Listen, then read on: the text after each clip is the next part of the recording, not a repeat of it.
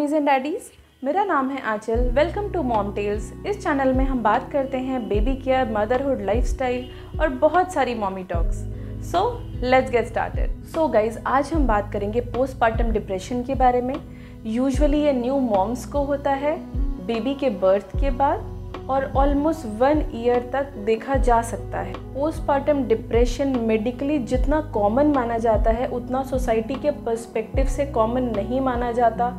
आज भी कई लोगों को पोस्टपार्टम डिप्रेशन के बारे में नहीं पता है, जिसकी वजह से वो टाइम पे रिकॉग्नाइज नहीं हो पाता और अगर टाइम पे ट्रीट ना हो तो बड़ी प्रॉब्लम भी हो सकती है। आज मैं आपके साथ कुछ ऐसे सिम्टम्स शेयर करूंगी जिससे आपको पता लगे कि हाँ, आपको पोस्टपार्टम डिप्रेशन हो रहा है। Number 1, crime. मेरे साथ ऐसा बहुत ज़्यादा होता था कि मेरा कोई क्लोज वन जा रहा है तो मैं रो रही हूँ, मेरा बच्चा रो रहा है तो मैं रो रही हूँ, किसी ने मुझसे कुछ कह दिया तो मैं रो रही हूँ। रोना बहुत ही कॉमन है इसमें और ये भी पोस्टपार्टम डिप्रेशन का ही पार्ट है। जैसा कि मैंने आपसे प्रीवियस वीडियो में शेयर भी किया था कि मैं अपने बच्चे को दूध नहीं पिला पा रही थी, मुझे तब भी बहुत ज़्यादा रोना आ रहा था। सो आई होप न्यू मॉम्स इस बात से रिलेट कर सकती हैं कि रोना सबसे कॉमन पोस्टपार्टम डिप्रेशन का साइन है। Number 2, intense sadness. बहुत ज़्यादा उदासी छा जाती है।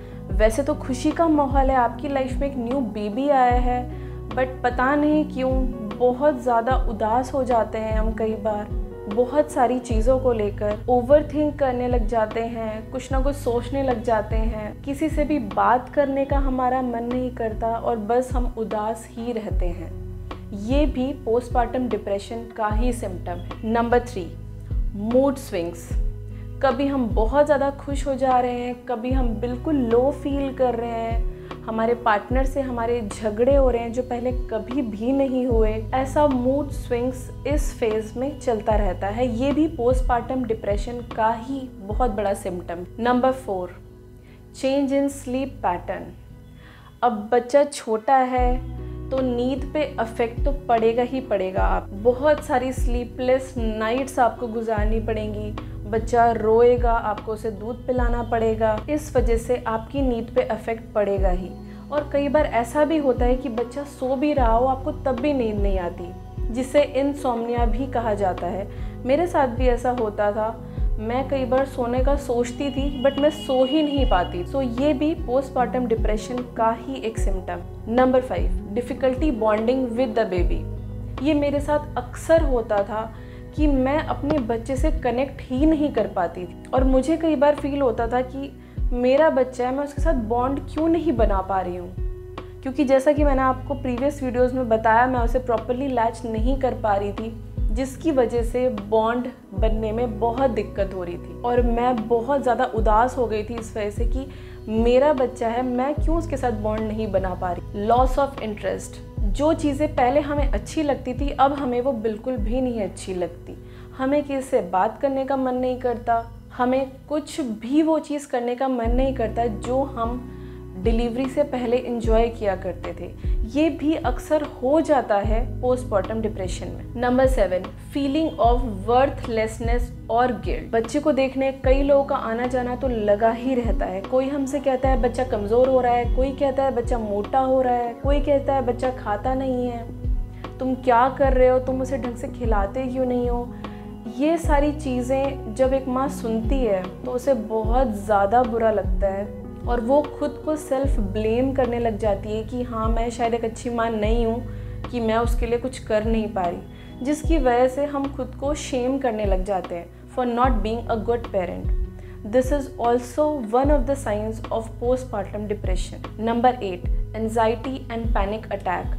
बच्चे को अगर कुछ भी दिक्कत हो जाती है, हमें एकदम से एंजाइटी हो जाती है, हम अब क्या करें, हाथ पैर फूल जाते हैं, कुछ समझ नहीं आता, ऐसा लगता है हमें पैनिक अटैक ही आ जाएगा।